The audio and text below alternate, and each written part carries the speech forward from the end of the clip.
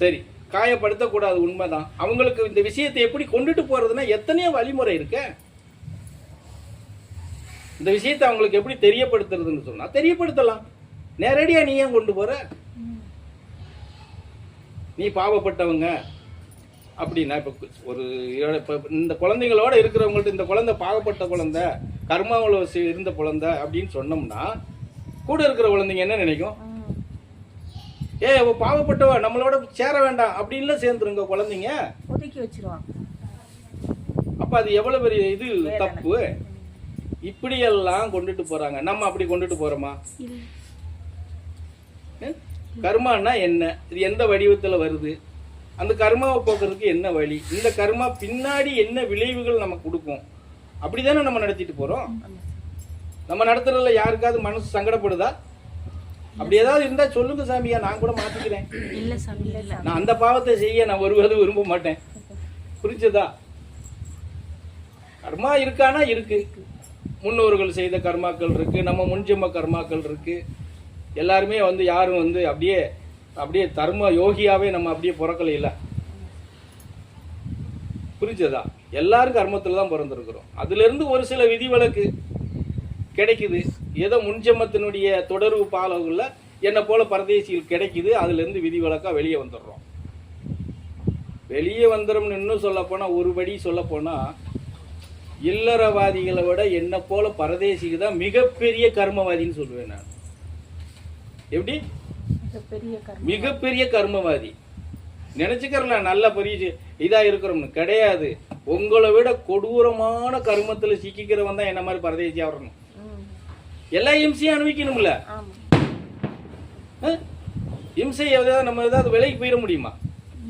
எந்த இம்சையும் இல்லாம, எந்த துயரமும் இல்லாம, எந்த வேதனைக்கும் ஆளுக்கும் இல்லாம எப்படி அப்படியே ராஜபோகத்துல சுகபோகமா வாழ்ந்துட்டு போறவன் தான் எந்த கர்மாவே இல்லாதவன் இல்லையா? அப்படி எடுத்துக்கிட்டா இப்ப என்ன மாதிரி பரதேசிகள் கர்மவாதி இல்லைன்னு சொல்ல முடியுமா? இன்னும் தாங்க முடியாத கொடூரமான கர்மவாதி யாருன்னா என்ன மாதிரி பரதேசிகள் தான் கர்மவாதி. இதுல நான் உங்களை நீ கர்மத்துல இருக்க, பாவத்துல இருக்க, நீ அப்படின்னு சொல்ல முடியுமா? புரியுதா நான் சொல்றது? இப்ப நீங்களாவது இல்லறத்துல இருக்கிறவங்களாவது 4 காசு சம்பாதிக்கிறீங்க, ஏதோ லாபமோ நட்டமோ, கணவன் மனைவி புள்ள குட்டின்னு வாழ்றீங்க, ஒரு குடும்பமா இருக்கிறீங்க, சொந்த பந்தங்களோட. இன்னும் சொந்த பந்தம் அப்படி ஏதோ ஒரு பெரிய அளவுல திருப்தி இல்லைன்னா கூட அன்னைக்கு என்ன ஒரு இதோ அதில் இருக்கிறீங்க. ஆனா என்ன மாதிரி பரதேசிக்கு புரிஞ்சதா?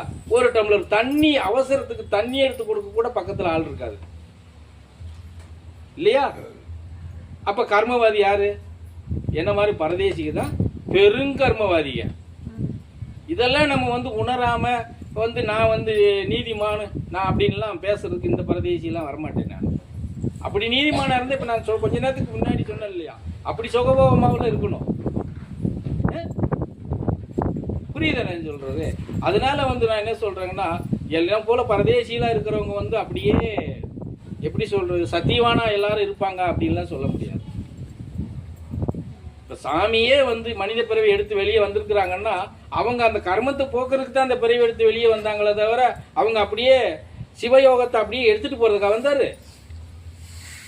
கணக்கு மெட்டியாரு மானிட பிறவிக்கு வந்தாருன்னு சொன்னா அவருக்கு சேர்ந்த கர்மாவை போக்குறதுக்காக அவர் மனித பிறவி எடுத்து உள்ள வந்தாரு. அப்ப அவர் கர்மவாதி தானே.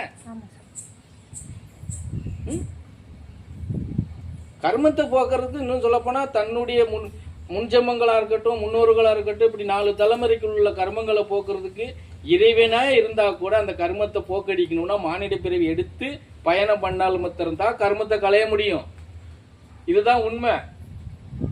அதனால என்ன மாதிரி பரதேசியா வரவங்க, சித்தர்கள் வழிபாட்டுல வரவங்க, சித்தரா பயணம் பண்றவங்க எல்லாருமே அப்படியே சிவயோகி அப்படியே புண்ணியத்துல வர்றாங்க அப்படிலாம் கிடையாது. அவன் கர்மாவை போக்குறதுக்கு தான் மானிடனா பிறந்து அதை கழிச்சிட்டு அந்த வந்ததுக்காக வேண்டி ஒரு வேலையை செஞ்சு முடிச்சுட்டு போறாங்க.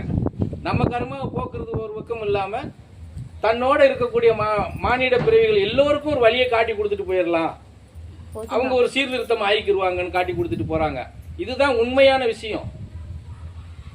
இதையெல்லாம் புரிஞ்சுக்கிறாம ஆன்மீகவாதி உடனே இதை பண்ணுனா அதாயிருவேன், அதை பண்ணுனா இதை எதாயிர முடியும்? எதுவுமே ஆக முடியாது. ஆக முடியுமா? தனக்குத்தானே சீர்திருத்தம் பண்ணணும், தன்னை உணரணும், தன்னுடைய நிலையை நம்ம புரிஞ்சு நம்மளுடைய நிலைப்பாட்டை என்னங்கிறத நம்ம தெரிஞ்சுக்கிட்டு நாம தனி மனித ஒழுக்கத்தோட பயணம் பண்ணி 4 பேர் முன்னாடி நல்லவனா வாழ்ந்து காட்டி 4 பேருக்கு நன்மையை செய்து காலத்தை போக்கும் போதுதான் உன்னுடைய பிறவி பலனுக்கு என்னங்கிறது ஒரு துரிதமான ஒரு லயனை உனக்கு காட்டி கொடுப்பாங்க.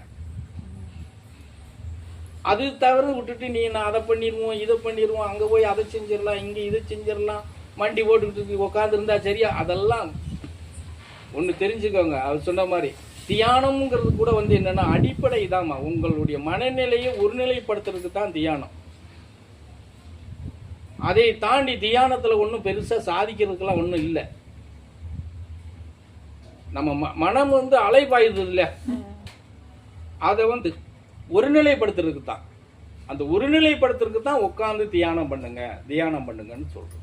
நீ உட்காந்து ஒருநிலைப்பட்டு தியானத்துக்குள்ள ஒருநிலைப்பட்டுட்டேன்னா உன்னுடைய சரீரம் உன்னுடைய மனநிலை ஆன்மாவோட அப்படி இணைய ஆரம்பிச்சிருச்சுன்னா அதுக்கப்புறம் தியானமாவது மண்ணாங்கட்டி ஆகுது, அதுக்கப்புறம் தேவையில்லை. புரியுதானே சொல்றது? அது பாட்டுக்கு அது ஓடிக்கிட்டே இருக்கும். அது ஓட்டத்தை யாரும்